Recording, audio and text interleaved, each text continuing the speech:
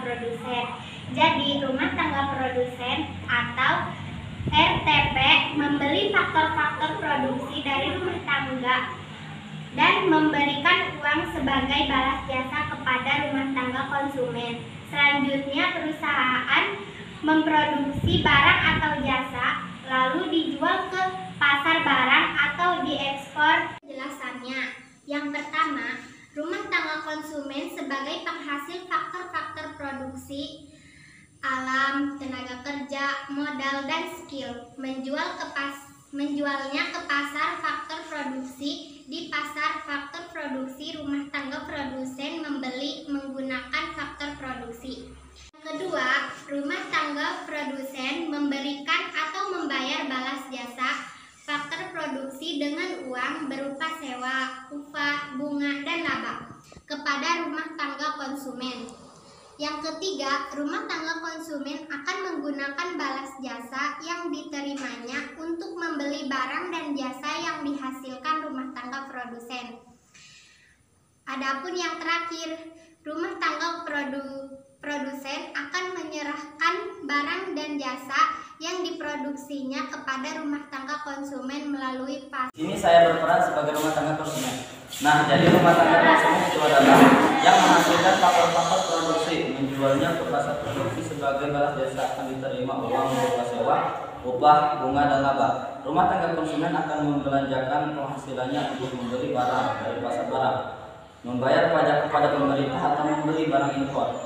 Selisih penghasilan dengan pengeluarannya digunakan untuk ditabung. Nah, selanjutnya adapun peranan pelaku ekonomi yaitu memasok faktor-faktor produksi kepada perusahaan untuk digunakan dalam proses produksi, pemakai atau konsumen barang dan jasa yang dihasilkan perusahaan untuk memenuhi kebutuhan hidup, mempengaruhi kebijakan pemerintah dalam rangka melindungi konsumen, memperlancar peredaran atau perputaran barang dan jasa, menaikkan harga faktor-faktor produksi seperti harga sewa, upah, bunga, dan laba.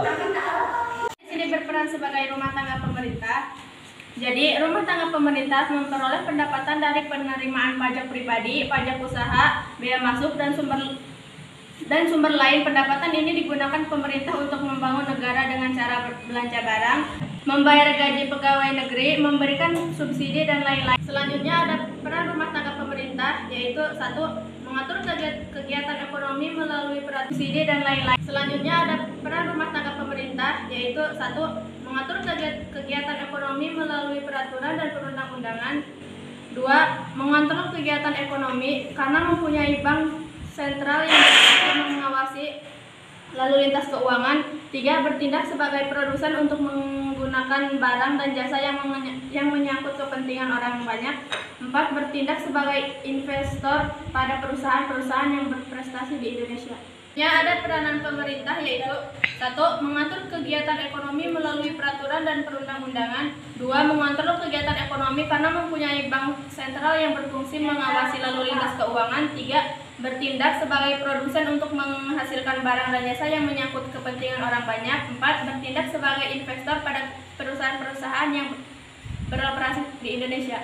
Di sini saya berperan sebagai rumah tangga luar negeri dalam bidang ekonomi melalui kegiatan ekspor dan impor serta kegiatan lain yang menguntungkan tiap negara.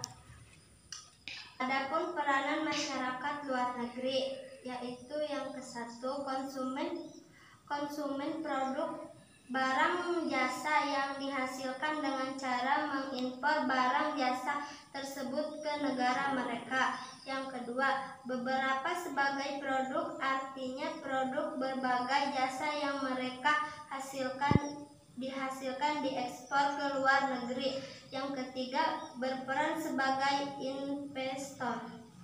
Itulah tadi penjelasan dari kelompok kami mengenai pelaku kegiatan ekonomi. Mohon maaf apabila ada kekurangan karena kesempurnaan hanyalah milik Tuhan. Sekian, terima kasih. Wassalamualaikum warahmatullahi wabarakatuh.